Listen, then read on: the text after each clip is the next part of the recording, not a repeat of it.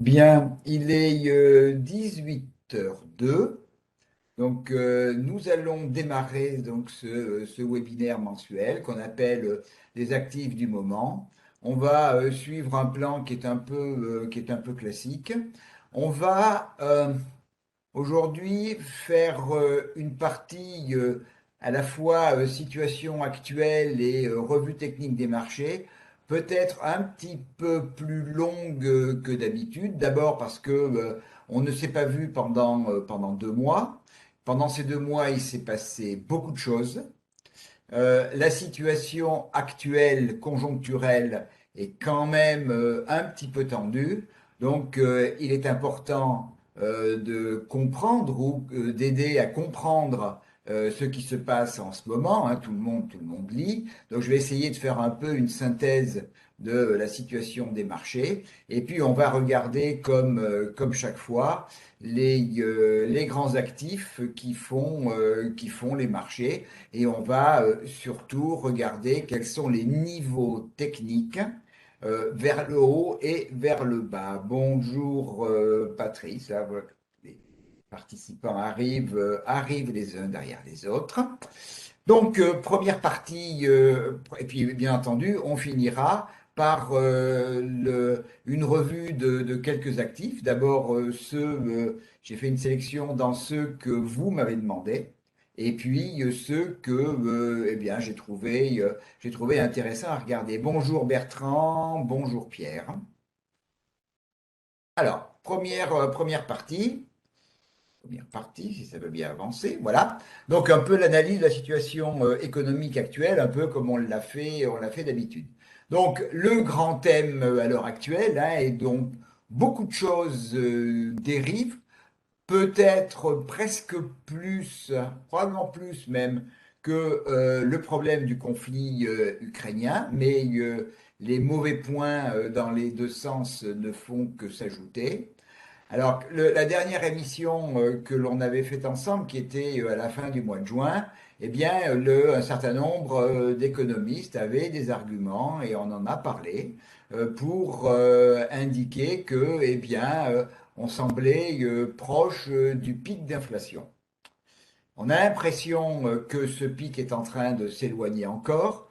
Si vous avez regardé aujourd'hui, ce matin, donc il y a eu une nouvelle statistique d'inflation sur la zone euro et on est toujours en progression, hein. On va le voir, on était à plus 8,9 au mois de juillet et on est passé au-delà des 9% d'inflation, ce qui montre que eh bien, le phénomène n'est pas maîtrisé. On a une réunion de la Banque centrale européenne la semaine prochaine. On rappelle que lors de la précédente réunion au mois de juillet, il y a eu une timide, très timide augmentation des taux de 0,25.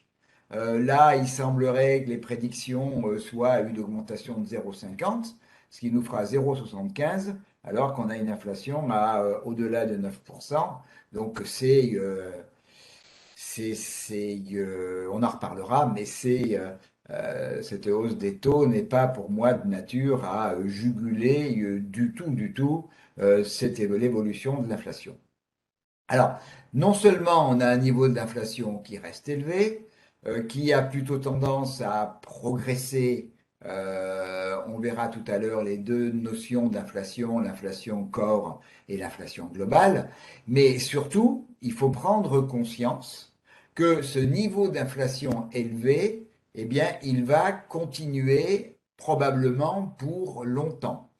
On nous avait dit au début, les banques centrales, que eh bien, c'était extrêmement temporaire, que lorsque les hausses de matières premières et les retards de production de produits chinois et de transport seraient réglés, eh bien, l'inflation s'arrêterait comme par magie. Ce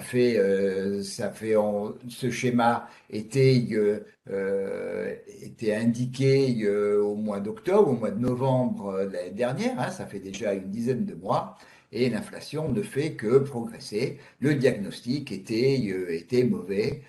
Historiquement, lorsqu'on est parti sur des niveaux d'inflation élevés, ça n'a jamais été conjoncturel et ben, il a fallu de grands moyens dans le passé, hein, je pense aux années 70, je pense aux années 80 en France, il a fallu des moyens un peu violents au niveau des taux d'intérêt pour arriver en quelques années à juguler le problème. Donc on est parti pour longtemps. Alors, petit rappel hein, des dernières statistiques, en zone euro, juillet plus 8,9, statistique de ce matin, plus 9,1 en août. En France, on était à 6,8% en juillet. Aux USA, à 8,5 en juillet et 9,1 en juin. Donc on a un petit peu baissé, mais on verra la répartition de cette inflation. À côté de ça, eh bien, on a des taux de croissance, le taux de croissance qui est plutôt en recul. Donc, les dernières statistiques du deuxième trimestre, eh bien, aux USA, après moins 1,6 au Q1, on est à moins 0,6 pour le deuxième trimestre.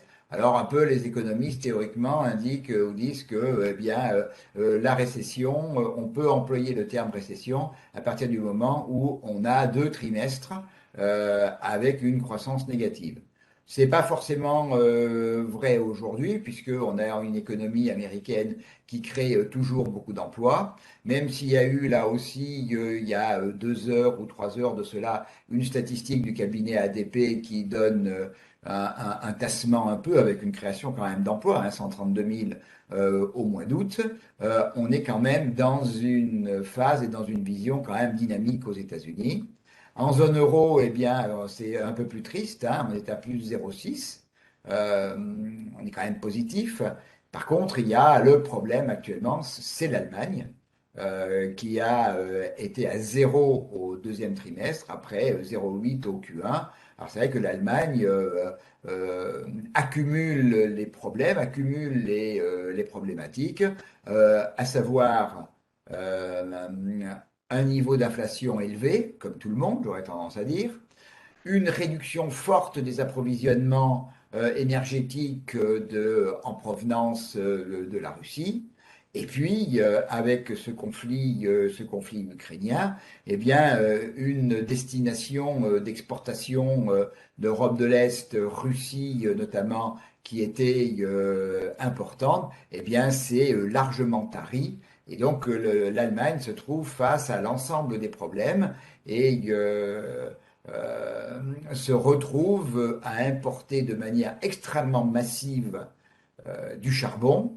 Le cours du charbon a battu des records historiques pendant l'été. Et puis la Chine, eh bien, a plus 0,4% au deuxième trimestre contre 4,8 au Q1. Ce 0,4 était attendu compte tenu des restrictions sanitaires et puis du problème de l'immobilier où il y a aujourd'hui plusieurs dizaines de millions de logements qui sont vides et donc la construction qui est un peu à l'arrêt. Et la construction, ça a toujours été depuis une vingtaine ou une trentaine d'années, ça a été véritablement un des secteurs qui tirait l'économie chinoise, ou du moins qui tirait l'économie intérieure chinoise.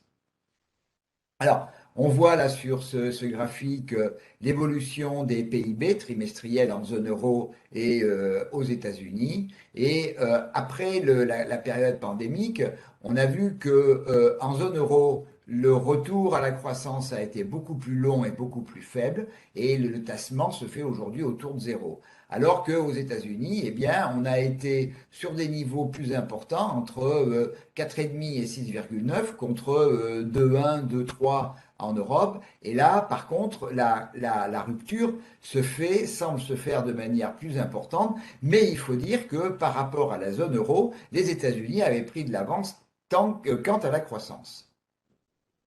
Et on a là un schéma qui est donc le PIB des principaux pays industrialisés. Et là, c'est une courbe qui compare le schéma de croissance dans lequel on était depuis 2015 jusqu'à eh bien, la fin de 2019, qui était une droite bien haussière.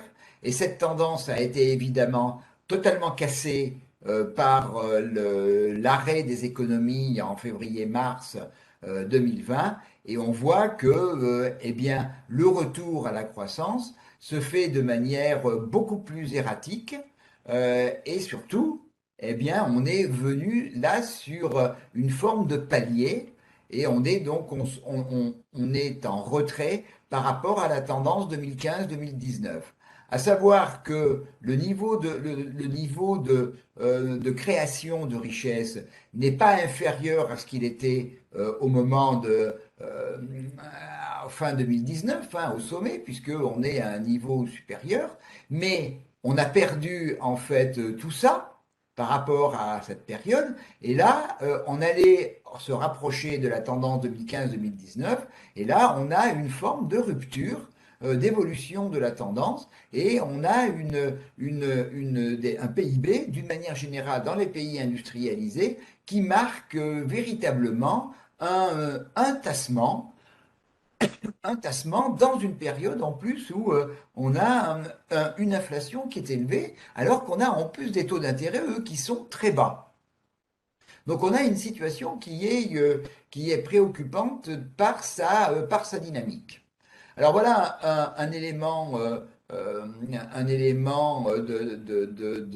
d'inflation un peu partout en Europe en particulier, hein. On a l'Union européenne à fin juillet donc a eu un taux d'inflation qui est quasiment à 10%.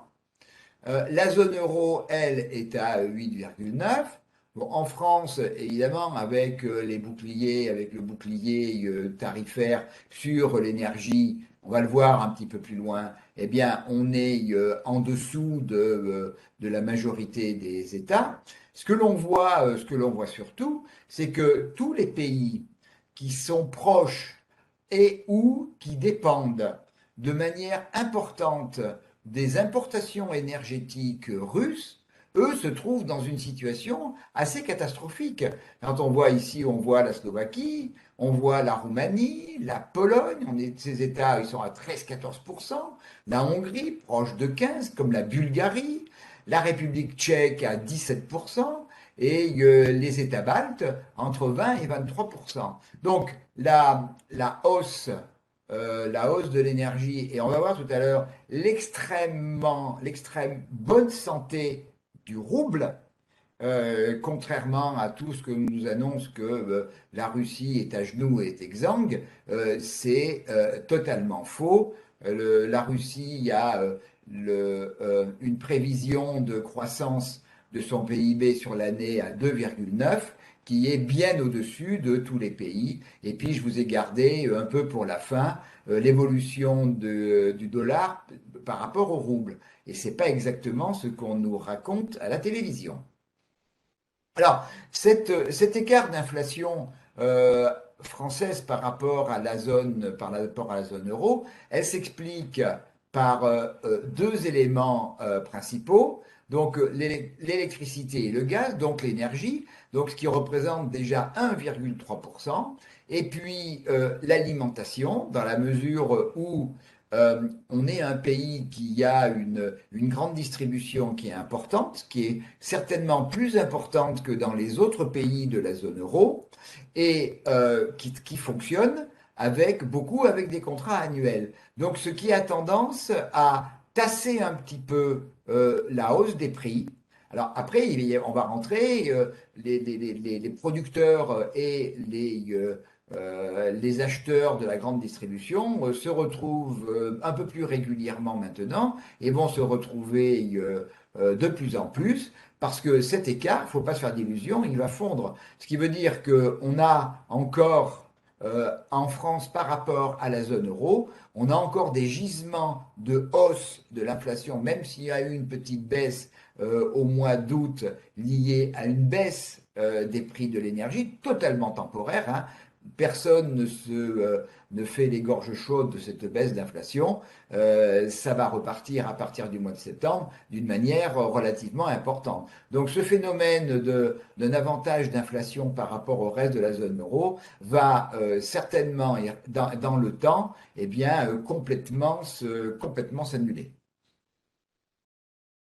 Alors, cela, on va passer rapidement. Alors, La question qui se pose maintenant, eh bien, est-ce que on est sur un risque de récession?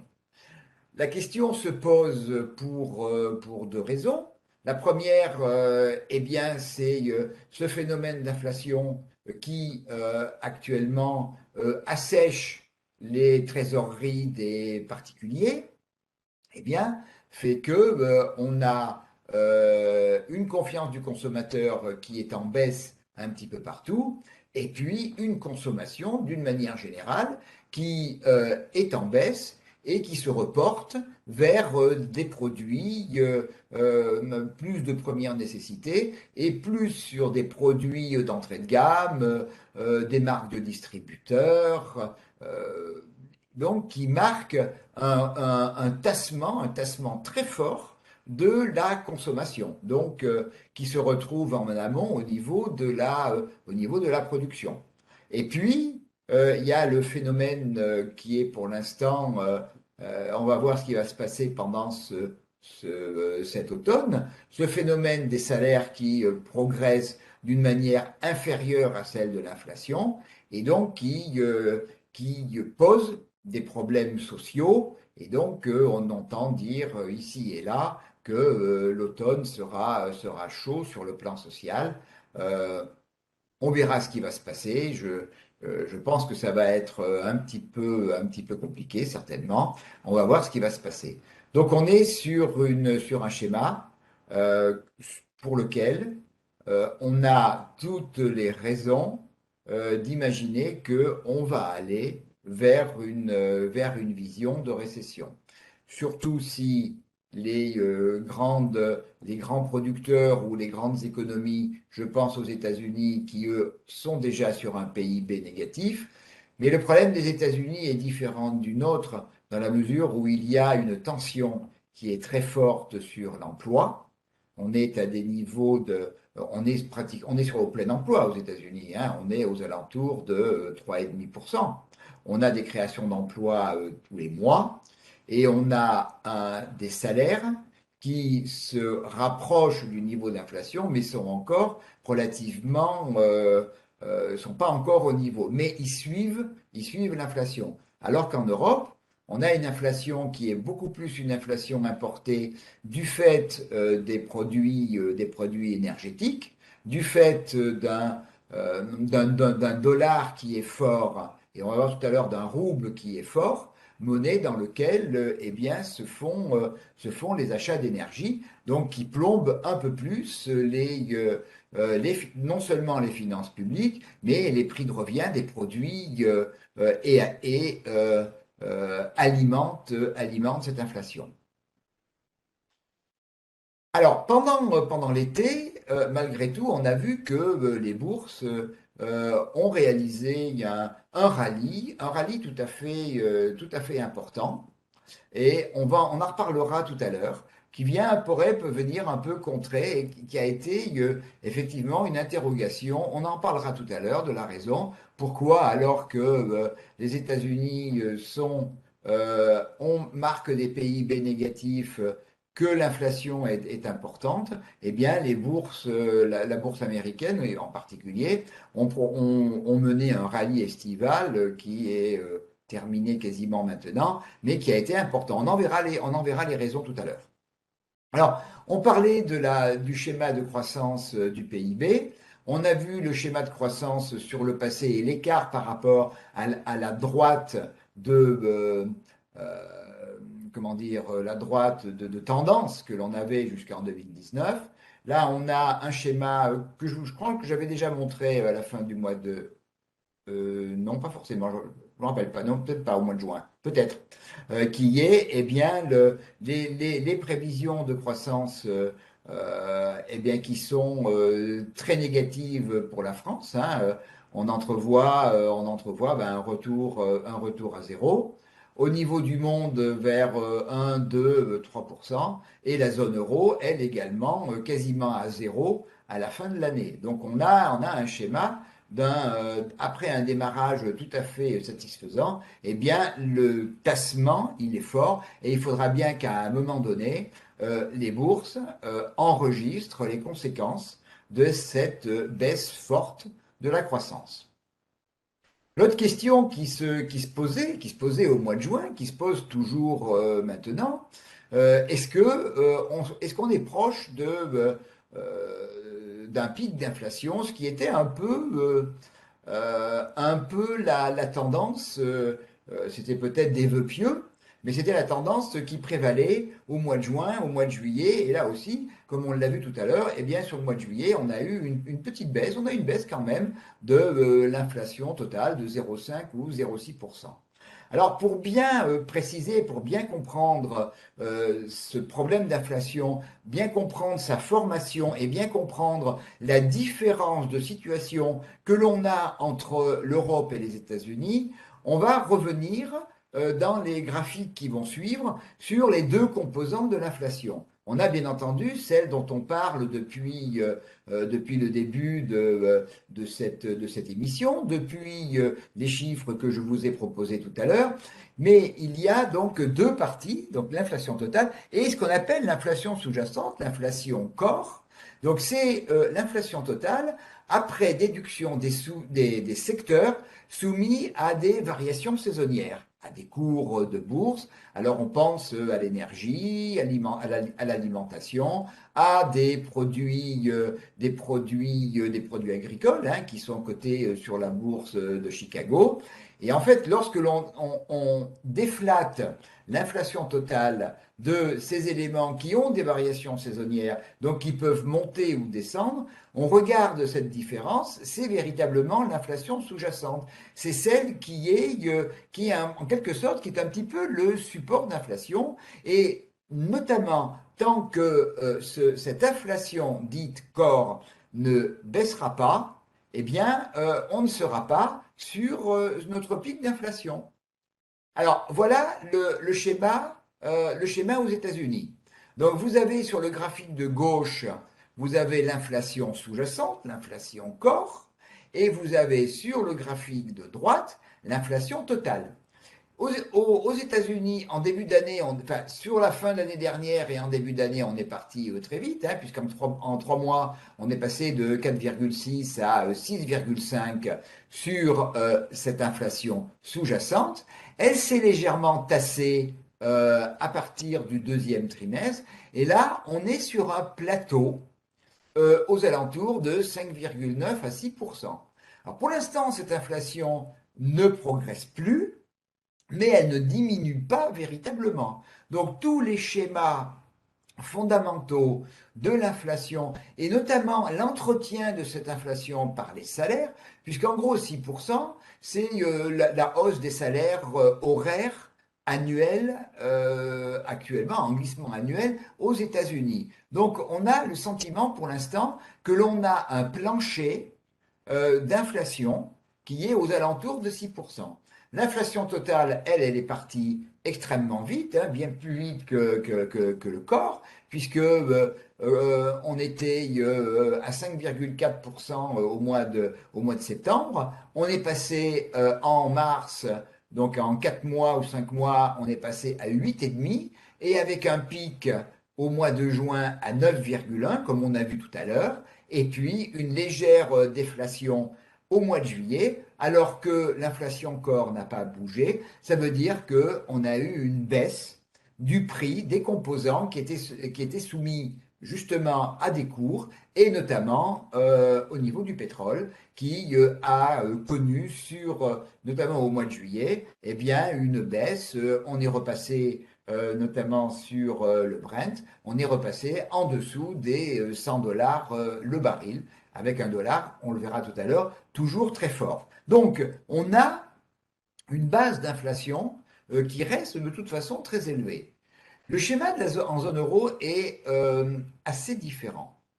On a notre inflation corps, elle qui est montée déjà de manière importante entre septembre et novembre-décembre de l'année dernière, mais on est à des niveaux de 2,6. Et même sur les éléments, sur les sommets, eh bien, on est aux alentours de 3,8 à 4 à l'heure actuelle, Mais contrairement aux États-Unis, eh bien, on est toujours dans une tendance qui est haussière. On n'est pas sur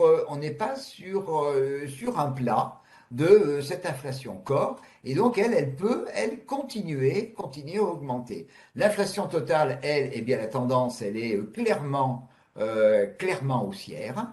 Donc, mais on a un écart qui est très important, puisqu'on est à 4% d'inflation sous-jacente, quand on est à 9% sur l'inflation totale. C'est-à-dire que les problèmes liés à l'énergie, pétrole, gaz, dollars, puisque beaucoup sont en dollars, et ceux liés aux problèmes des matières premières, eh bien, c'est lui qui entraîne aujourd'hui ce phénomène inflationniste. Ça veut dire que si demain on a un fort tassement en rentrant en période de récession, si on a un fort tassement par le biais d'une demande en baisse, si on a un fort tassement des prix de l'énergie, eh bien l'inflation va diminuer en zone euro d'une manière beaucoup plus rapide qu'aux États-Unis. Le corps est à 4 en Europe alors qu'il est à 6 aux États-Unis. Et l'inflation totale, bon, il n'y a pas des très grosses différences, on est aux alentours de 9%. Donc ça veut dire que l'on est quand même sur des niveaux, sur des zones où on est toujours très haut en termes d'inflation. Et pour l'instant, on ne peut pas dire que le pic soit atteint. Il faudrait vraiment qu'on rentre dans une spirale, comment dire, récessionniste pour véritablement voir la baisse énergétique se mettre en place. Et là, c'est là que, eh bien, on aura notre pic et une descente d'inflation avec les supports que l'on a vus. Et là, pour l'illustrer, voilà on va deux graphiques. Tout d'abord, concernant le prix du mégawattheure électrique, oui, qui était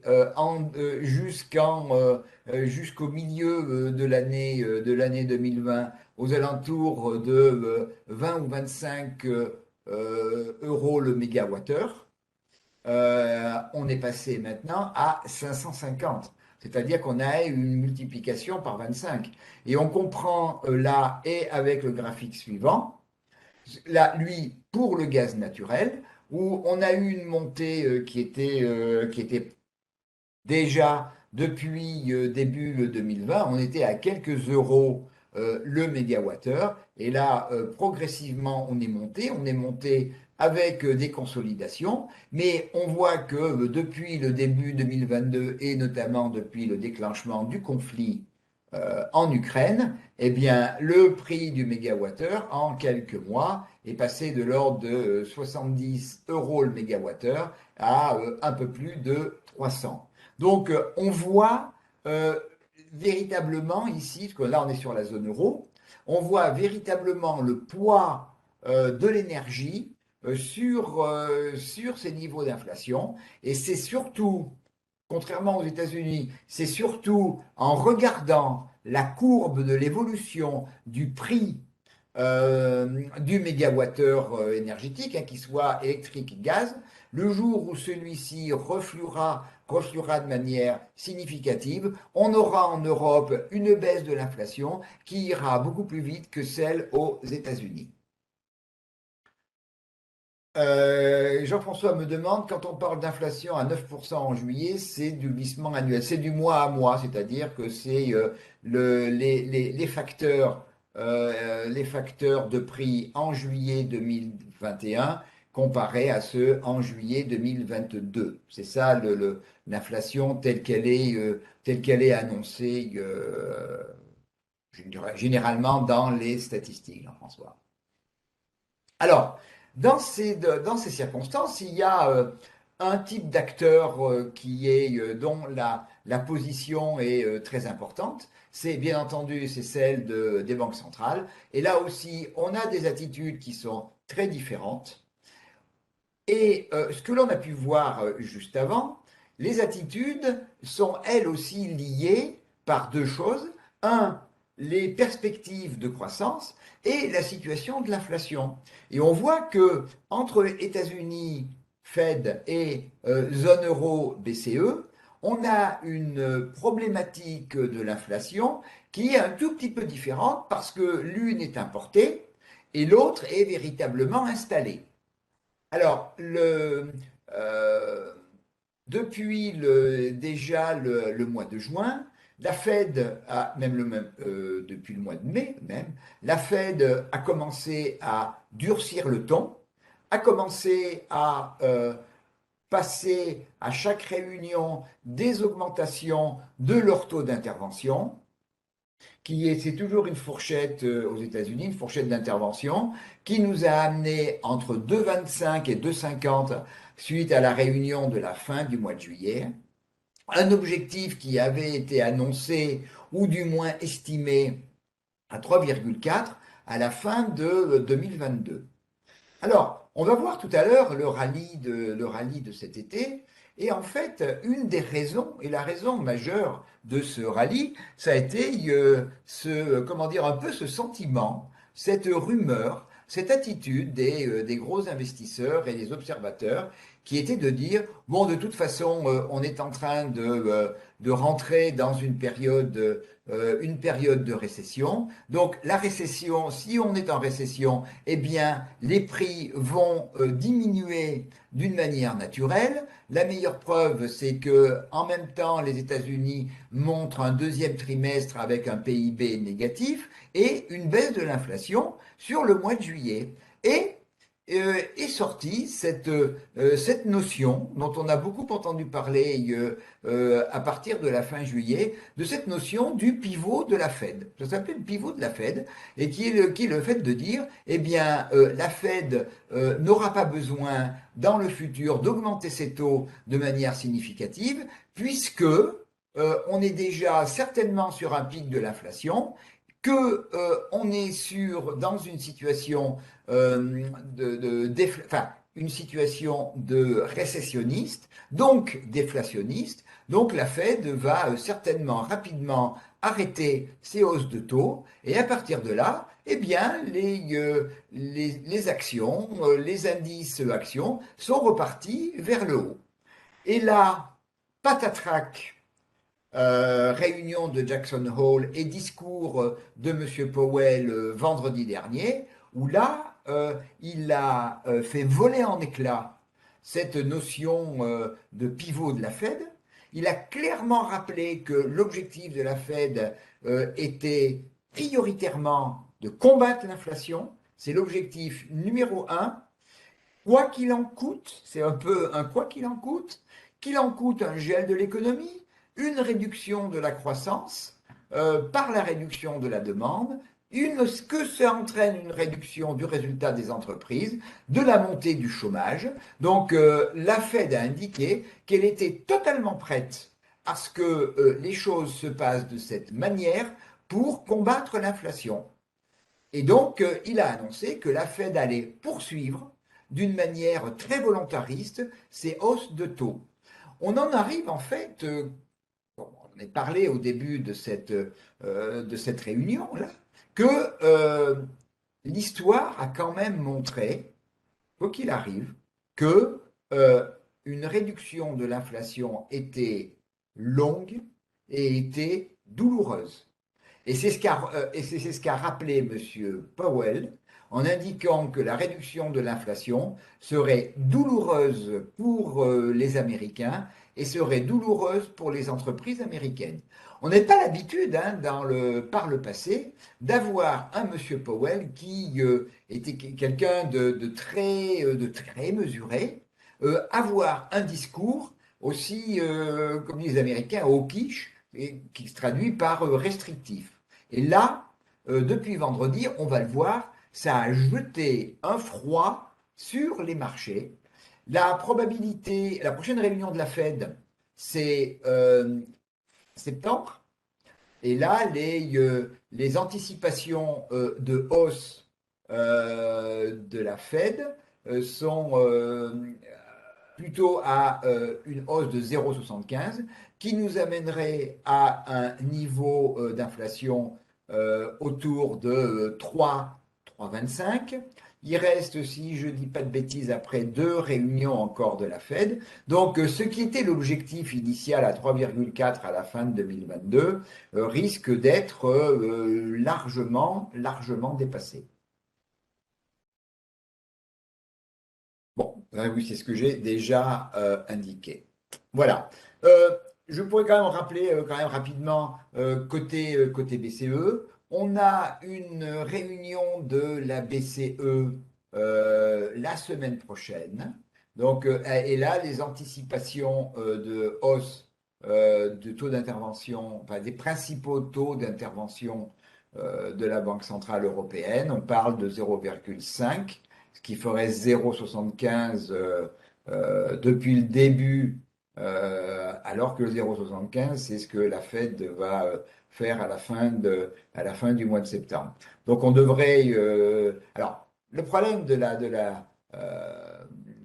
BCE, c'est de se dire qu'on a une inflation sous-jacente qui est plus basse que celle des États-Unis, que si les prix des facteurs tels que l'énergie, l'alimentation, les produits industriels baissent du fait d'une baisse de la demande, ce n'est pas la peine, entre guillemets, de rajouter une couche à une situation qui risque de devenir récessive et d'accroître le problème. La BCE est depuis plusieurs mois dans un état d'esprit de dire on est dans une situation différente des Américains, attendons sans casser le schéma de croissance, aussi faible soit-il, ne le cassons pas de manière à ce que eh bien, ce ne soit pas trop dur pour les entreprises et pour les marchés. Voilà pour cette première partie. Si vous avez des questions avant qu'on passe directement sur la plateforme, je vous laisse un instant, ce qui va me permettre de boire un petit peu.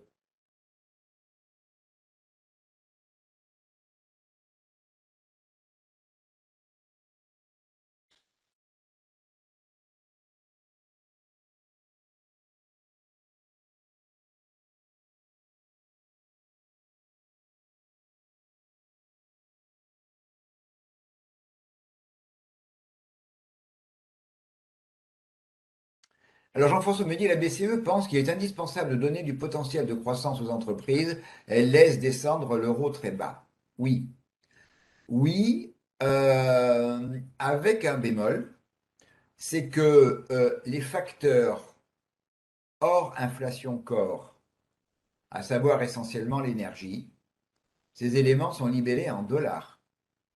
Donc, on achète ces produits plus cher quand l'euro baisse.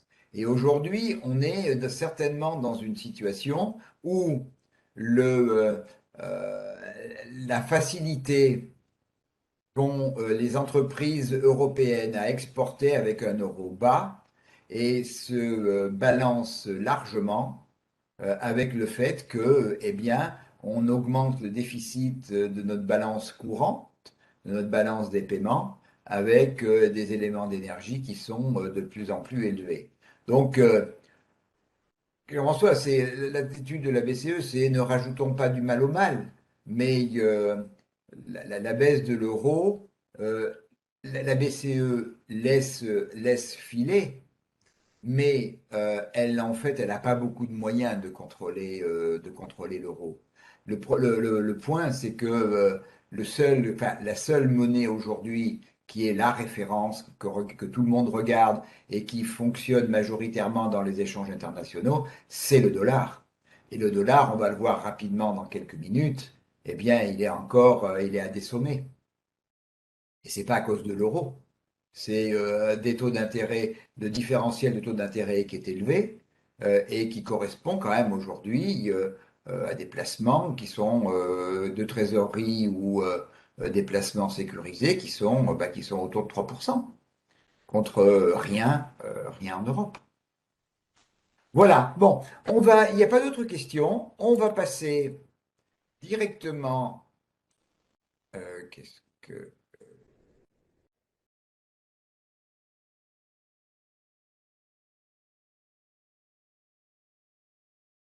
ça passe pas sur ma plateforme.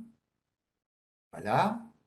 Donc, on va passer sur la deuxième partie qui est un peu de voir les grands actifs, ce qui s'est passé cet été, où on en est et quels sont les niveaux à regarder. Et on va commencer. On va commencer un peu en tant que Français, seigneur tout honneur, à l'euro. Oh, pardon, excusez-moi, au CAC. Alors, on retrouve ici. Quoi? Problème avec ma plateforme.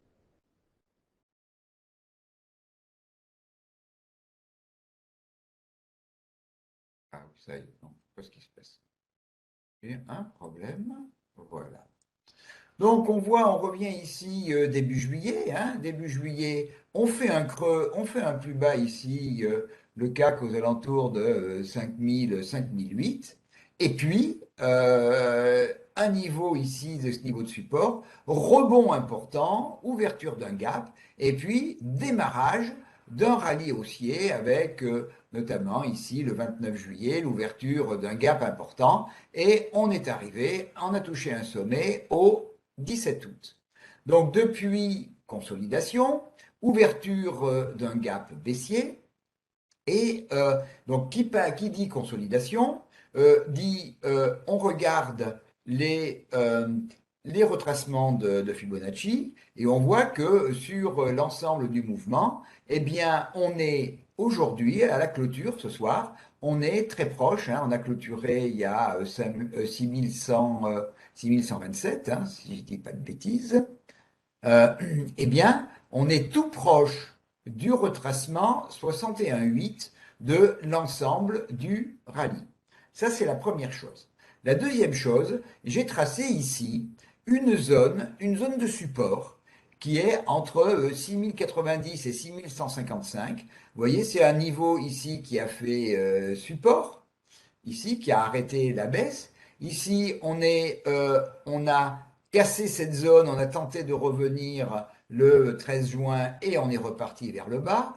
On a tenté d'y revenir ici, on n'a pas réussi. Et puis on va revenir sur ce qui s'est passé dans cette période-là. Elle est importante à comprendre. Donc quand on a franchi, on est revenu tester cette zone. On l'a testé avant-hier en séance, on a rebondi. Et là, aujourd'hui, eh bien, on a échoué.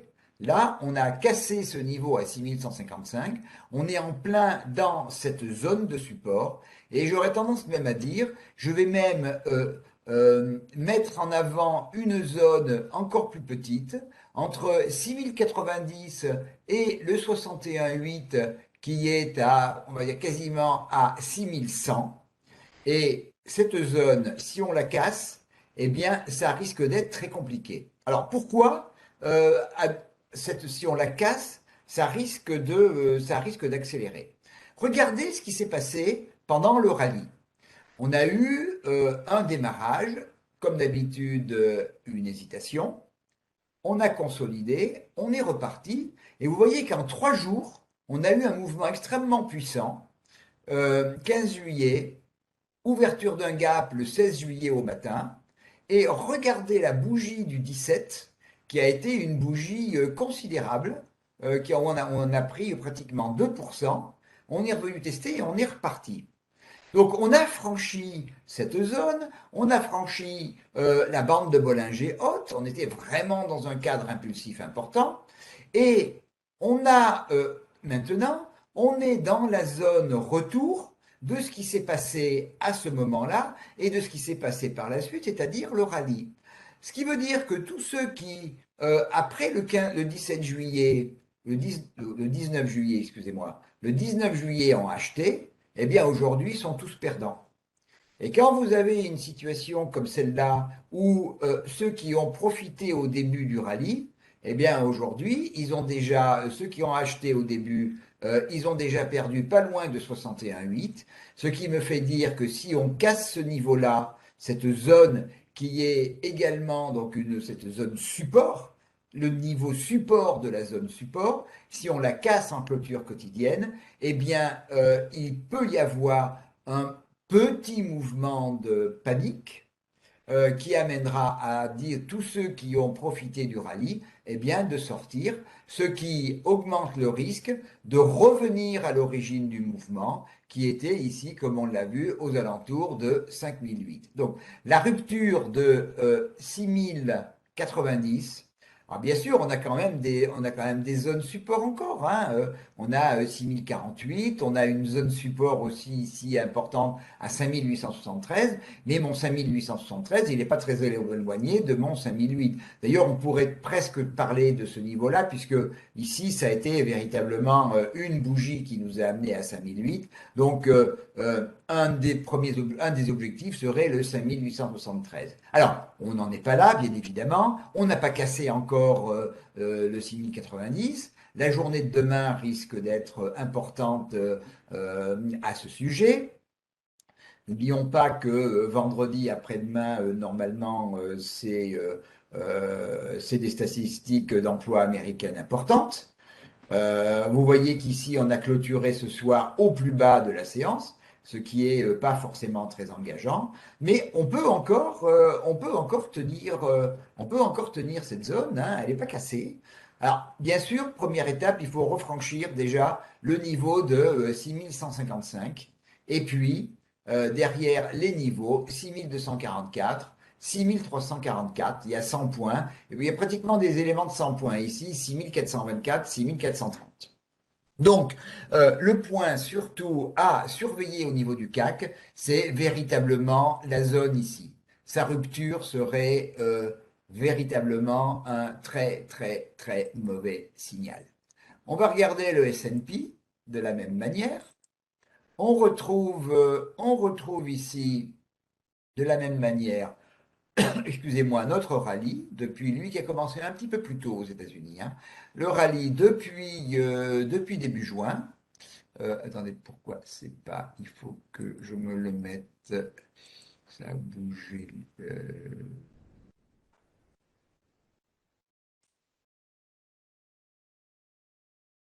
Donc, notre rallye, qui a une configuration qui est assez proche de celle du CAC, un démarrage, une consolidation, un démarrage avec une ouverture d'un gap, une consolidation qui préserve le gap, et de ce gap ici, ouverture d'un gap ici le 15 juillet, un peu comme le CAC, développement du rallye, et puis on a la même consolidation.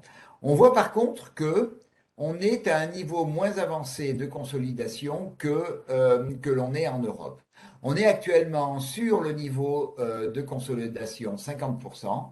On a également une zone de support comparable à celle du CAC, mais on est beaucoup plus éloigné encore.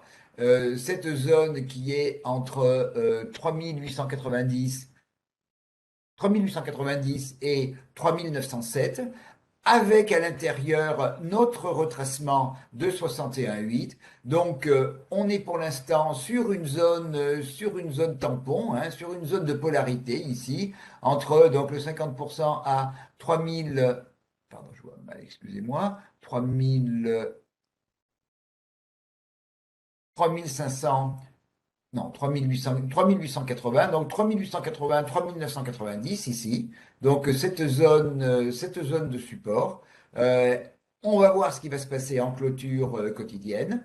L'objectif serait évidemment de reprendre les 4000. Et après, on retrouve les niveaux au-dessus de 4128, qui est un niveau qui a été énormément travaillé dans toute cette zone et qui a été travaillé dans la montée et qui a été travaillé également il y a quelques jours comme en première consolidation, en premier test de la baisse. Si cette zone, donc autour de 3890, 4000, était cassée en clôture quotidienne, on a en dessous la zone qu'il ne faudrait, elle, ne pas casser. Donc, on vient d'en parler, hein, 3890, 3907. En cas de rupture, eh bien, on a encore un niveau important qui est un niveau de polarité ici à 3814.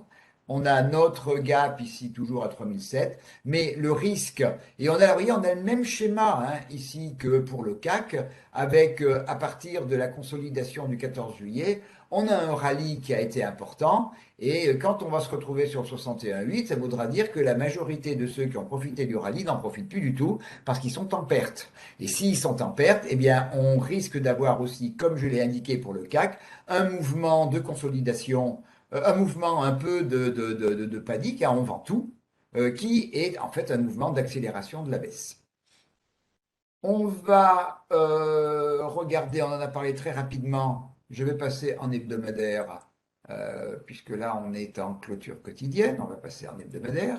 Donc on a le dollar index. Je ne fais pas de commentaires plus que ça, dans le sens où eh bien, on est sur, j'aurais tendance à dire, c'est quasiment une fusée Ariane, hein, notre dollar index. On ouvre encore à l'heure actuelle des gaps, et encore je n'ai pas mentionné celui-ci. Donc on est toujours sur une progression du dollar. Le dollar est véritablement la monnaie de référence. On va voir autre chose tout à l'heure un petit peu amusant, mais c'est quand même dans les échanges internationaux et sur le niveau des taux que l'on va voir également, eh bien on est sur un schéma haussier absolument complet. On voit qu'on a une tendance haussière. Le dernier plus bas dans la baisse, c'est ce gap ici à 105,15. Une rupture de ce gap la rupture de la moyenne mobile à 20 périodes serait un signal négatif qui ramènerait le dollar vers le niveau en dessous ici à 101,40. Bon, mais j'ai quand même un biais globalement quand même beaucoup plus, quand même vraiment haussier sur le dollar index. Voilà, j'avais envie de vous montrer cette courbe en hebdomadaire. C'est tout simplement le rouble, le dollar contre le rouble, pardon, le dollar contre le rouble. On voit un dollar qui était aux alentours de 70-75 roubles pendant pendant la période avant le déclenchement des hostilités. Et on voit là ce déclenchement sur la fin du mois de février. Donc le rouble qui s'écroule par rapport au dollar. On était un taux de change à 70, on est monté à 150, c'est-à-dire que le rouble a perdu la moitié de sa valeur. Et puis regardez le schéma derrière de l'écroulement du dollar par rapport au rouble. On est descendu au plus bas à 50, c'est-à-dire que par rapport à la période précédente, on a perdu 30%. Et là, actuellement, on a des bandes de Bollinger qui sont en train de se refermer. On est autour de la moyenne mobile 20 périodes. On est aux alentours de 60. On a perdu 20% par rapport à la période antérieure. J'ai montré volontairement le rouble parce que, comme vous l'indiquez, tout ce qu'on nous explique aujourd'hui, que l'économie russe est en train de s'effondrer totalement, ben, la réalité n'est pas du tout celle-là. Le taux de croissance prévisionnel, comme je l'ai dit tout à l'heure, a été fixé et de l'ordre de, je crois que c'est la Banque mondiale ou le FMI, je ne me souviens plus, et donc à 2,9 sur l'année, une monnaie qui est extrêmement forte, et par le biais de ces augmentations colossales du coût de l'énergie, eh bien, la Russie est en train d'engranger des montagnes de cash absolument hallucinantes. Donc, la Russie que l'on nous expliquait exsangue, aujourd'hui, c'est Fort Knox. C'est un réservoir à cash avec une monnaie extrêmement forte et des perspectives de croissance qui sont significatives. Alors, c'est un petit peu différent de ce que l'on entend aux informations à 8 heures à la télé. Donc, c'est pour ça que je voulais quand même je voulais vous le montrer. Là, on est sur le taux 10 ans aux États-Unis. On voit que on a pendant l'été, on a ouvert un gap hebdomadaire très important. Pardon, pas l'été, en début d'année. avec le démarrage de la hausse des taux. On a plafonné à un niveau important autour de 3,40 et là, on a consolidé sur 2,60 pendant le mois de juillet. Et là, vous voyez, on est en train de repartir vers le haut. On a refranchi, on a ouvert un gap ici il y a 2 semaines. On a ouvert un gap qui a permis au prix de passer au-delà des 3%. Par contre, là, on va rentrer dans une période d'attente. euh, oui, qu'est-ce que me dit Jean-François? Oui, mais la cotation des actions russes reste suspendue et impossible de revendre ces lignes. Oui, oui, non, ça, vous avez tout à fait raison.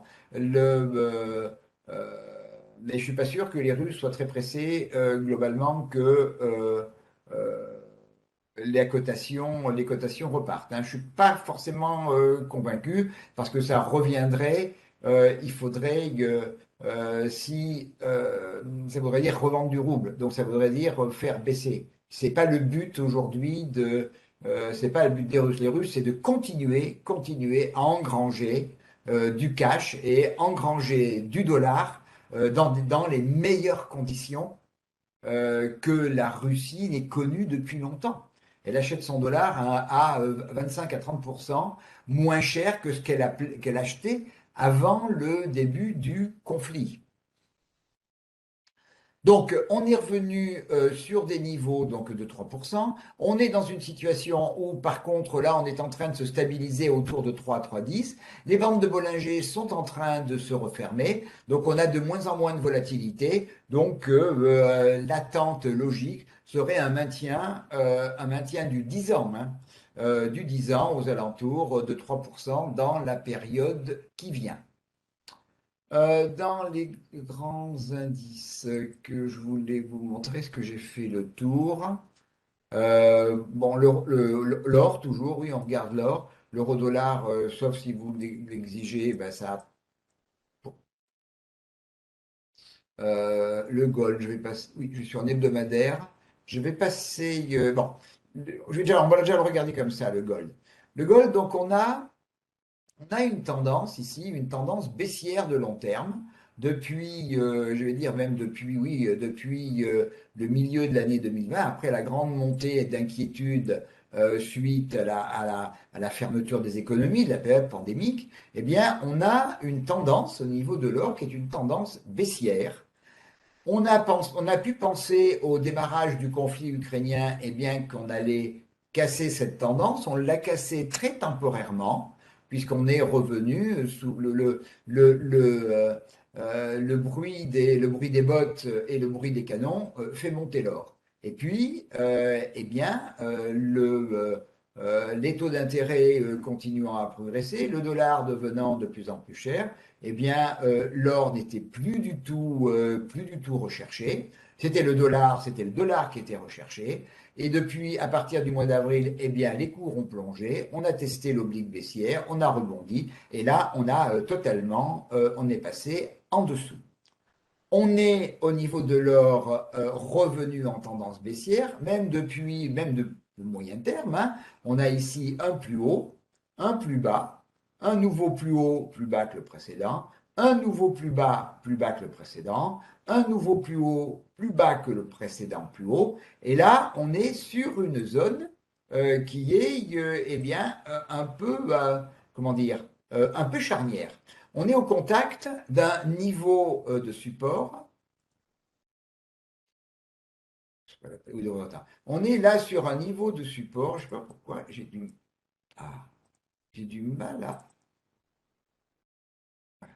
On est sur un niveau qu'on est en train, semble-t-il, de casser cette semaine à 1720 dollars l'once, qui est un niveau que l'on avait cassé au mois de juillet, qu'on a repris. C'est un niveau qui avait fait support ici en septembre 2021. C'est un niveau qui avait fait considérablement support entre mars et avril 2021. C'est un niveau de support très important.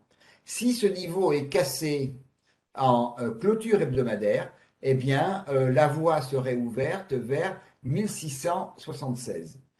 C'est un niveau qui est encore plus important. Je ne comprends pas pourquoi ça ne glisse pas.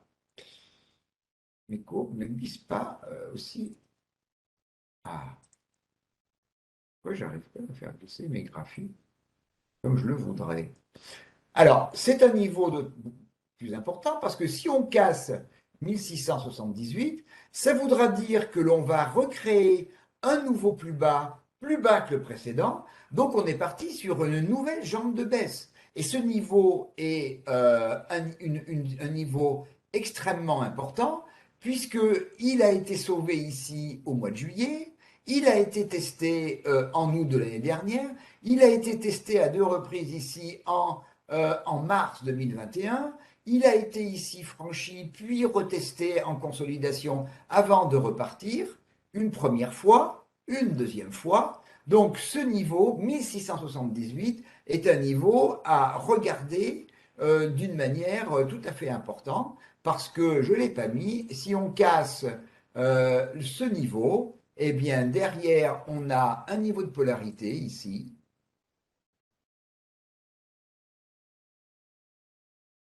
ceci difficile.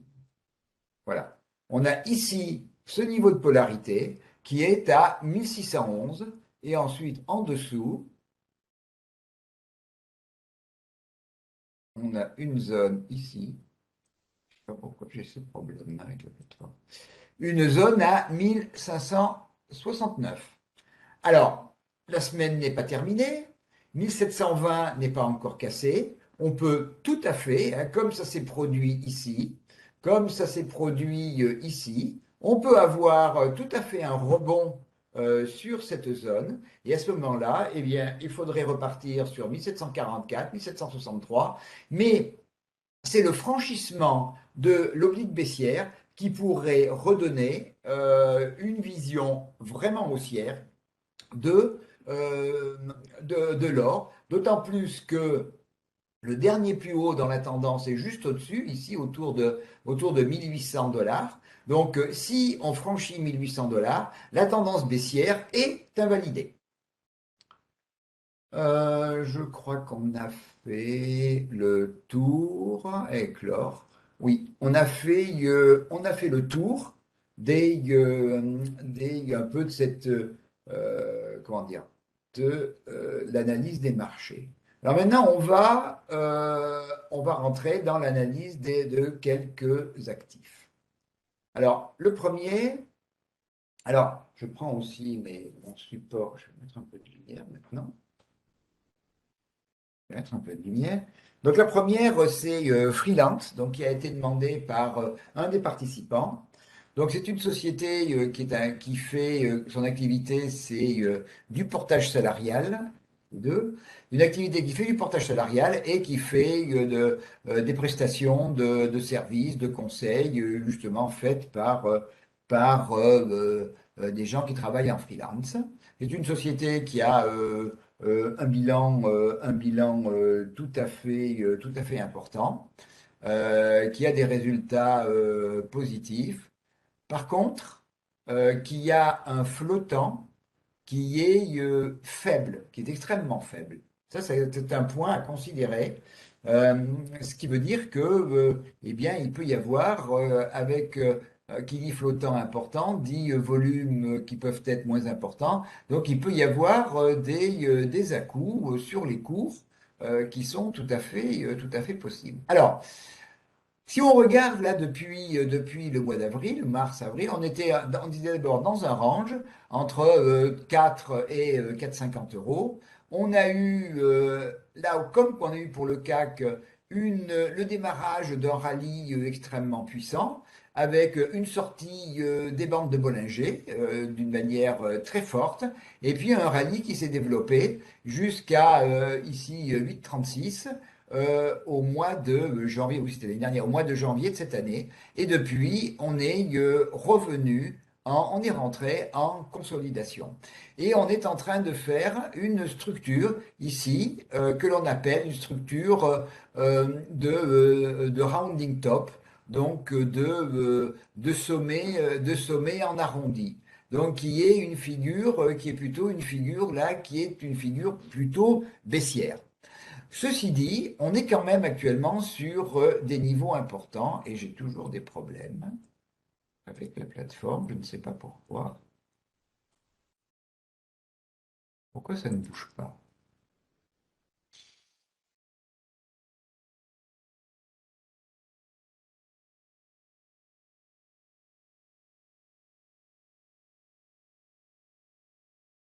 Excusez, je suis désolé, mais je ne comprends pas. J'ai jamais eu ce type de problème où j'arrive pas.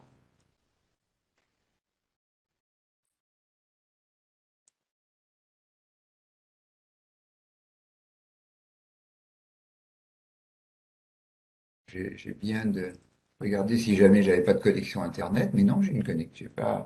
J'ai pas de problème de connexion. Bon, on va essayer de fonctionner comme ça. On est en hebdomadaire ici, hein, avec le logiciel VBA. On est en hebdomadaire et on a effectivement une phase baissière qui, elle, a trouvé un support à 6 euros. Ce niveau est un niveau qui est particulièrement important.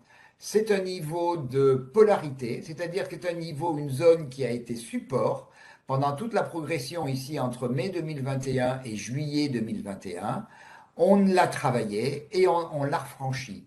On est venu subrepticement ici le 7 mars 2022, on est revenu tester ce niveau. Et là, on est en test de cette zone depuis maintenant eh bien, à peu près 2 mois. Donc c'est une zone qui est tout à fait importante, tout à fait fondamentale. Donc première possibilité, on casse 6 euros. Si on casse ce niveau, eh bien on voit que on n'a pas tellement de support avant 5 euros. Donc on a un gros trou ici, hein, on a des petits niveaux qui ont été pendant la montée, mais c'est pas des niveaux, regardez le niveau à 5 euros, ça a été un plus haut dans la montée en août 2020. On l'a franchi de manière importante, on est revenu tester par la suite. Donc ce niveau de 5 euros est un niveau tout à fait majeur. Donc ce qu'on a à craindre, c'est que la rupture de 6 euros eh bien, accélère la baisse et de la même manière, tous ceux qui ont effectivement profité de ce rallye et regardé en plus le 6 euros actuel, c'est le résultat de ces trois bougies importantes, ce qui voudrait dire que ceux qui ont acheté après ces bougies, eh bien, ils sont dans le rouge et c'est là où il y a un risque d'accélération de la baisse si et seulement si, mais c'est pas fait encore, si on casse 6 euros. Après, donc on est dans un schéma baissier. Dans ce schéma baissier, le dernier plus haut, pour l'instant, il est ici, il est à 8 euros. Donc tant que on n'aura pas refranchi 8 euros, eh bien l'actif sera dans un schéma, dans une tendance qui sera baissière.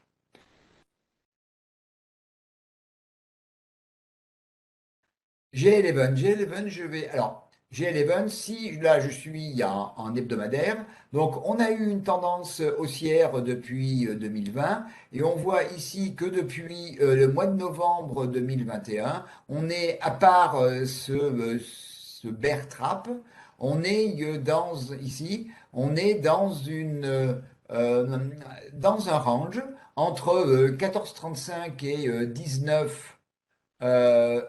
19,82 et je dirais un range ici en deux parties avec une partie intermédiaire qui est à 15,96 ici, qui est un niveau très important. Là aussi, c'est un niveau qui a fait résistance entre mars 2021 et octobre 2021. C'est un niveau qui a servi de support ici.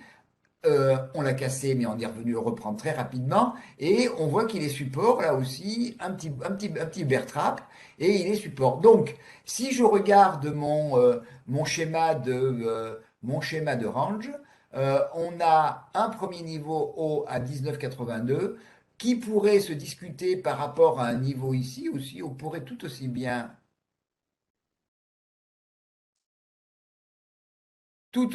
considérer ce niveau ici à 19,22, ça n'a pas beaucoup d'importance, ça. Ce niveau haut du range, ce niveau intermédiaire à 15,96 et le niveau bas du range à 14,35. Je vais passer en daily, en jour. Alors là, c'est aussi très intéressant.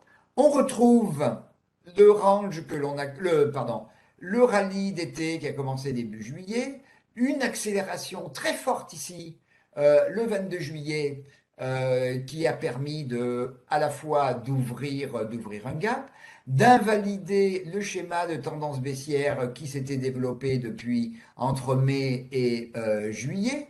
Donc cette journée du 22, donc a véritablement mis l'actif dans une belle tendance haussière. Et depuis le sommet ici à 19,22, on ne fait que consolider. Alors là, on arrive dans une zone qui est une zone importante, un peu comme tout à l'heure sur les indices. J'ai pris mes retracements de Fibonacci correspondant au rallye et on voit que le 61,8 qui est un peu le dernier niveau, donc celui pour lequel on a véritablement une majorité de porteurs depuis le mois de juillet qui est perdant. Donc qui sont de nature, si on casse le 61,8, si on vient combler le gap ici en cassant le 15,96, le niveau dont j'ai parlé tout à l'heure, important, là on aura véritablement une forme d'accélération et là on risque de descendre assez rapidement sur le 14,35. A contrario, le gap ici, tant qu'il est ouvert, tant que le 61,8 ici n'est pas cassé, eh bien, on a tout à fait des possibilités de rebond. C'est un peu ce qui est en train de démarrer, mais pour l'instant, eh bien, la bande de Bollinger basse, elle est quand même très baissière. On peut encore réduire le gap qui était plus important, hein, avec le temps, eh bien, on l'a réduit. Mais il faut surtout que, la zone du 61,8, la zone 15, 16, 15, pardon, 15,96, 16,15, cette zone demeure inviolée. Il faut que les acheteurs défendent en dernier ressort, en dernier recours, défendent cette zone. Euh, J'avais la Française des Jeux. La Française des Jeux, là, très rapidement, on va en parler, mais très peu, tout simplement, je dirais à la limite pour expliquer que on est strictement dans la même situation que ce que l'on a vu. On est ici sur une zone qui correspond à un gap qui a été ouvert comme le 18 juillet. Donc un gap ici entre 32 et 32,20 euros. C'est dans le mouvement baissier, dans cette consolidation, c'est aussi cette zone, la zone à ne pas casser, parce que là aussi, et on le voit, c'est vrai sur beaucoup d'actifs, regardez-les sur d'autres, indépendamment de ceux dont on parle ce soir, eh bien, on se retrouve assez régulièrement en ce moment dans cette situation où on est proche d'une zone qui est une zone déterminante. On le voit sur la Française des Jeux, et en dessous, on a plutôt un trou. C'est-à-dire que si on casse 32, eh bien, c'est ouvert directement sur la zone 30, pardon, 30, 30, 30, 30. De la même manière, ici, il faudra reprendre le dernier plus haut dans la baisse ici, c'est-à-dire à 34,30. C'est au-dessus de ce niveau-là que ce mouvement baissier sera invalidé. LVMH, tiens, LVMH, on n'est pas dans la même situation, mais on va faire comme pour les autres, où je vais mettre, je ne sais pas ce qui se passe là. Je ne sais pas le problème que je rencontre. Je suis désolé. Attends, une connexion. Je ne sais pas du tout ce qui se passe.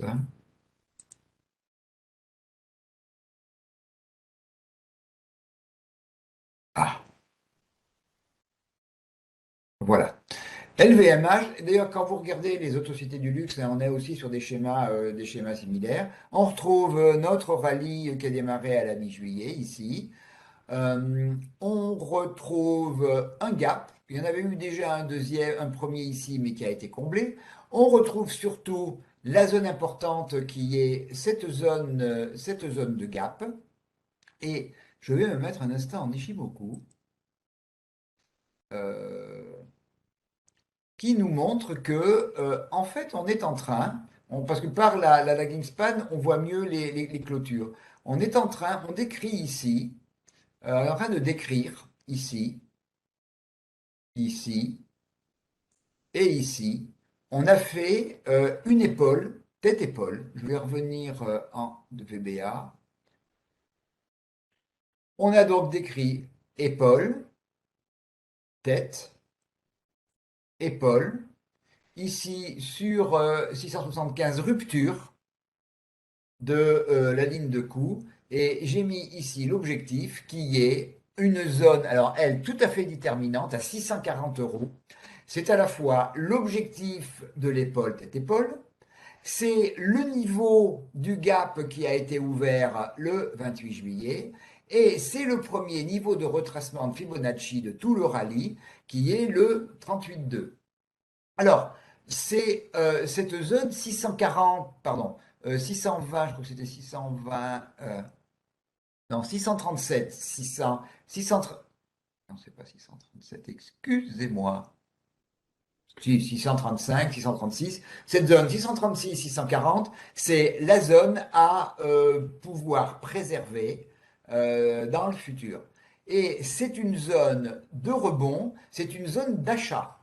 Alors, quand je parle de zone d'achat, on pourra éventuellement se poser la question de rentrer à l'achat, à condition, et c'est toujours le même élément, il faut que, un, on ait un rebond, et surtout que l'on ait un rebond dynamique. C'est-à-dire que l'on ait une figure de retournement qui soit une figure de retournement importante, hein, du type étoile du matin, et puis que le rebond se fasse avec une bougie très dynamique. Si on a une petite bougie, par exemple, comme celle-là, pour moi, c'est pas un rebond. Ça, c'est une bougie dynamique. Comme malheureusement la bougie d'aujourd'hui était une bougie dynamique. Donc il me faut une bougie dynamique qui montre clairement qu'il y a du monde, il y a de l'acheteur sur la zone des 640. Alors si effectivement on a le rebond sur cette zone de 635-640, les objectifs derrière, c'est de revenir à la ligne de coup de l'épaule tête-épaule à 671, puis le gap baissier qui a été ouvert le 23 août entre 693 et 696 euros. En cas d'échec sur cette zone de gap, de rupture du 38,2, on a en dessous un niveau important qui est à la fois le 50% et ce niveau de polarité ici à 621. Si on casse encore le 621, on va arriver sur un gros niveau ici qui est le 61,8 que j'aurais pu indiquer également. Ici, 600, 601. Et là, je dirais, la rupture en chiffre rond, la rupture de 600 euros sur LVMH, c'est retour direct vers 530, 540. On voit qu'on a un peu partout en ce moment ces schémas de consolidation, ces schémas de fin de rallye, avec des secteurs qui sont plus forts que les autres. On voit que le luxe, et si vous regardez les autres sociétés du luxe, eh bien, le luxe est quand même dans une situation beaucoup plus favorable. J'avais Renault. Renault, on a là aussi qui m'a été demandé par un participant. On a là aussi un schéma à peu près similaire. Et on regarde Renault, lui, vous voyez, il est descendu sur une zone importante ici, qui devient une zone de polarité sur le 50% de Fibonacci à 29,70. Donc c'est une zone très importante à défendre, zone de polarité. Elle a été défendue. On est reparti, mais pour l'instant, entre guillemets, on coince, on a peu de volatilité. Si jamais on revenait tester la zone, là, je ne sais pas si on y arriverait, si vraiment, alors que les acheteurs se sont manifestés avec ce que j'appelle une belle bougie, hein, quand je parlais d'une belle bougie de rebond tout à l'heure, ça c'est une belle bougie de rebond. C'est une bougie qui est tentante au niveau des achats. Euh, si effectivement on revient tester notre 50%, on revient tester notre 26,70, et si on casse, eh bien en dessous, on a pareil, cette même zone fondamentale, là ici, à 25,70, 25, oui, 25,70, 25,80, qui est le 61,8. Et puis là aussi, vous voyez, bah, si on casse, on a, s'il est juste ouvert ici, peut-être un niveau avec... j'ai vraiment des problèmes là. Autour donc de 24 où bah, il y a un gap qui resterait peut-être légèrement ouvert. Et après, bah, le risque, c'est retour directement à l'origine du mouvement à 22,40. Rapidement, je voulais vous montrer Thalès très rapidement. Thalès, on a une situation qui est un peu différente. Thalès, il est depuis un bout de temps, hein, depuis juillet, lui est totalement dans un range entre 116 et 126 euros. Et on va d'un côté à l'autre et on n'arrive pas à se décider. On a ici, une bande de Bollinger basse, bon, c'est normal, là, on a ouvert un gap il y a 2 3 jours, mais quand on est dans un range, hein, on sait que les gaps n'ont pas beaucoup d'importance. Ce qui est important dans un range, c'est soit on casse la borne basse du range, soit on franchit la borne haute. On est dans une situation ici où les bandes de Keltner sont à l'extérieur des bandes de Bollinger. On est sur le logiciel VBA. D'ailleurs, je fais une petite parenthèse, hein. J'anime pendant le mois d'octobre une formation sur justement le logiciel VBA et on est avec les bandes de Keltner et les bandes de Bollinger, on est complètement dans le schéma de cette formation de début octobre.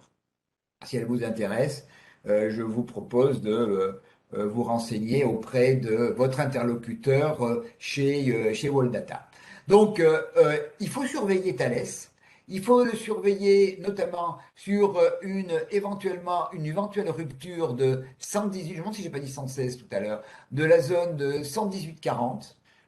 Une rupture de 118,40. Là aussi, vous voyez qu'on a en dessous un deuxième range et la rupture de 118, eh bien, probablement, nous ramènerait vers 111, qui correspond également, en fait, à la projection vers le bas de la hauteur du range, à très peu de choses près. Donc, rupture en clôture quotidienne de 118,40, risque accru de revenir vers 111, 111,80. Pour l'instant, le haut du range, eh bien, il est bien défendu par les vendeurs, 106,17. Pour l'instant, ben, c'est vrai que si on est sur le haut du range, on a presque plus envie de vendre. Tant qu'on n'a pas, et là toujours de la même manière, tant qu'on n'a pas une bougie toujours dynamique, il est vraiment nécessaire, lorsque l'on est sur des sorties de range vers le haut ou le bas, d'avoir véritablement la démonstration que les acheteurs ont pris le pouvoir ou que les vendeurs ont pris le pouvoir. Euh, Qu'est-ce qui nous restait? On a vu la majorité. Worldline. Alors Worldline, on retrouve notre schéma, mais avec une vision quand même sur Worldline qui est plutôt positive. Worldline, ça a été enfin, depuis le début de cette année, ça a été comment dire, un des traînards du CAC 40, hein, de la cote. Et puis, lui aussi, à la mi-juillet, eh bien, on est parti dans un range, dans un rallye quand même relativement puissant, puisque vous voyez, on est parti ici d'un support à 33,10. On a ouvert le 18 juillet, comme plusieurs actifs, on a ouvert un gap haussier. Quelques jours après, ici, le 29 juillet, le 27, oui, beaucoup, c'était le 29 juillet. Le 27 juillet, on a ouvert un deuxième gap. On en a même ouvert un, le troisième, effectivement, le 29, mais il a été comblé depuis, donc je n'en parle plus. On en a ouvert encore un quatrième, alors lui qui était vraiment un gap d'essoufflement, le début août, hein, le 11 août. Et là, on a trouvé un sommet, une résistance à 45,60. Départ en consolidation. Donc, qui dit consolidation pour suivre et contrôler la consolidation? Eh bien, on a nos retracements de Fibonacci et on voit qu'on a retracé entre 38,2 et 50. Bon, j'aurais bien aimé évidemment qu'on s'arrête sur le 38,2 puisque ça nous aurait permis d'avoir un rebond sur un bon niveau classique. Bon, on n'est pas très très éloigné. Et vous voyez là, on a une vraie figure de retournement. On a ce qu'on appelle une étoile du matin qui est parfaitement bien construite. Bon, aujourd'hui, on n'a pas fait une bonne journée sur les indices, donc on a eu une toupie sur ce niveau de 42. Et là, de la même manière, lorsque on a les extensions de Fibonacci, les retracements de Fibonacci, j'ai placé les extensions de Fibonacci. Et ce que j'aime bien, c'est lorsque mes extensions de Fibonacci sont très proches des résistances du passé. Ça veut dire que le marché est dans un bon mouvement, il y a une dynamique et il y a un rythme au niveau du marché. Donc, si on est sur une dynamique de reprise après consolidation de la tendance haussière, on a un niveau d'invalidation de ce schéma haussier qui est là à 39,70. Et puis, on a nos objectifs. Premier objectif qui est la zone qui est autour de 47,80, puis 49,38 et 52,36. Et puis, donc, je le redis, un niveau d'invalidation de la tendance à 30, je ne dis pas de bêtises, 38 ou 39, 39,62. Voilà, je pense que j'ai terminé. J'ai présenté les actifs que je souhaitais. Euh,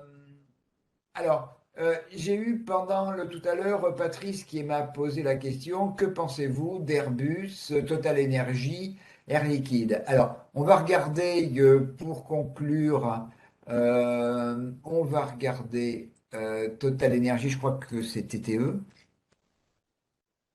Non, il faut que déjà que je...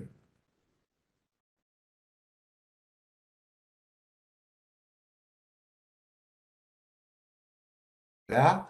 Donc, Total Energy, là, je suis en daily, mais j'aime bien déjà commencer à regarder en hebdo.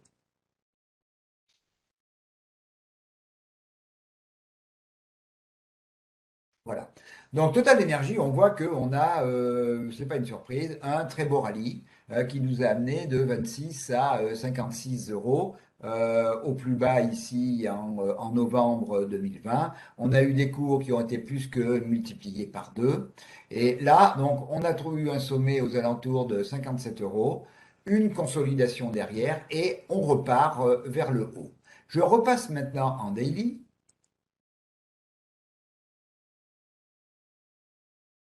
Voilà.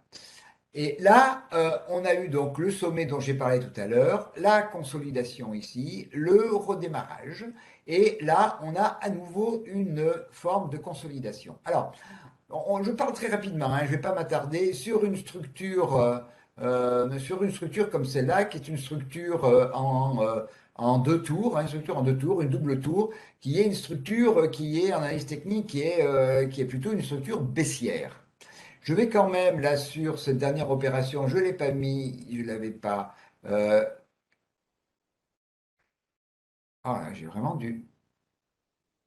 Je ne sais pas ce qui se passe, hein, pourquoi j'ai ces problèmes. Pourquoi j'ai ces problèmes ce soir.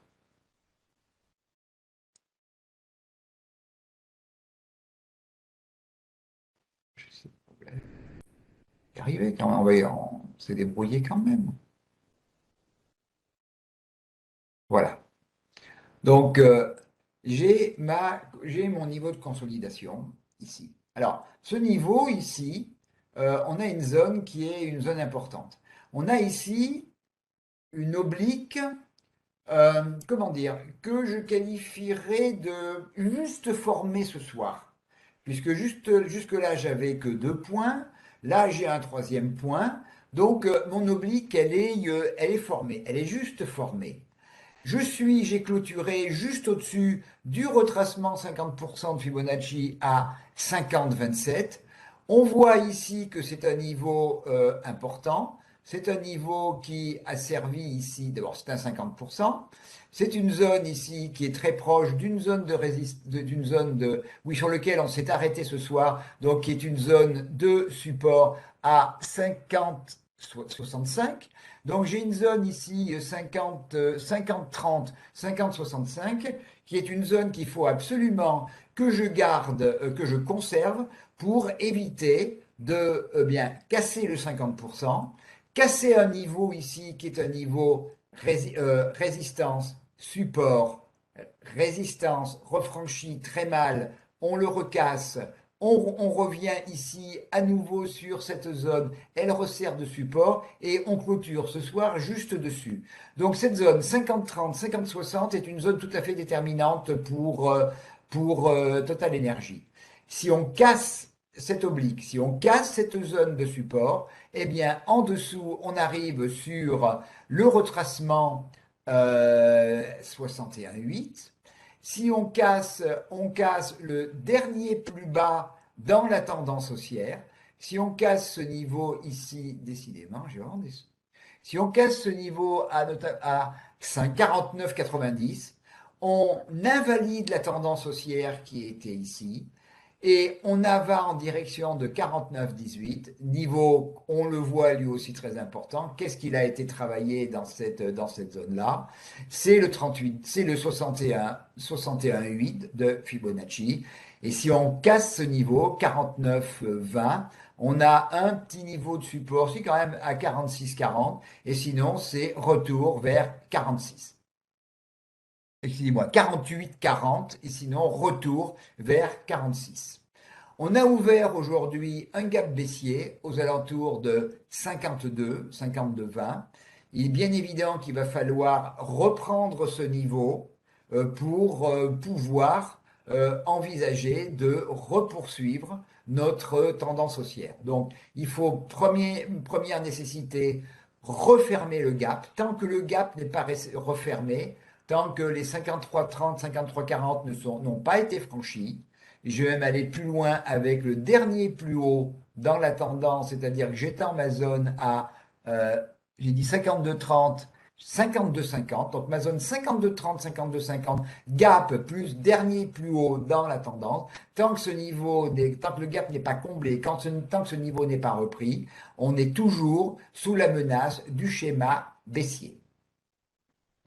Voilà, il est 8h moins 25, hein, ça fait un peu plus d'une heure et demie que l'on est ensemble.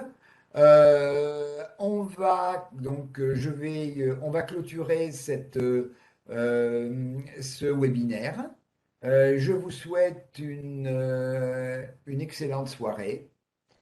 Et puis, ben, a priori, je vous donne rendez-vous à la fin du mois de septembre. Donc, je voudrais un petit peu conclure hein, sur le fait, vous avez vu que l'on a une structure aujourd'hui au niveau des actifs et le travail que l'on a fait ce soir, c'est plus un travail de contrôle d'une consolidation. On a surtout utilisé les bandes de Bollinger, les retracements de Fibonacci. J'ai quasiment pas utilisé Ishimoku aujourd'hui. C'était un peu volontaire hein, pour qu'il y en ait pour tout le monde. Mais regardez sur vos actifs, hein, sur votre portefeuille, par rapport à ces situations Bollinger, plus surtout les retracements de Fibonacci, de regarder où sont les niveaux importants, notamment faire attention aux différents ou être vigilant sur ce qui se passe sur les trois gros niveaux de retracement, le 38,2, très important dans l'esprit d'un rebond, le 50, ça va encore, et le 61,8, eh bien c'est un peu le bord de la falaise, où on tombe, où on reste sur la falaise. Si on est dans cette situation, en espérant qu'on reste sur la falaise. Bonne soirée à tous et bon mois de septembre. Et pour ce soir, bon appétit.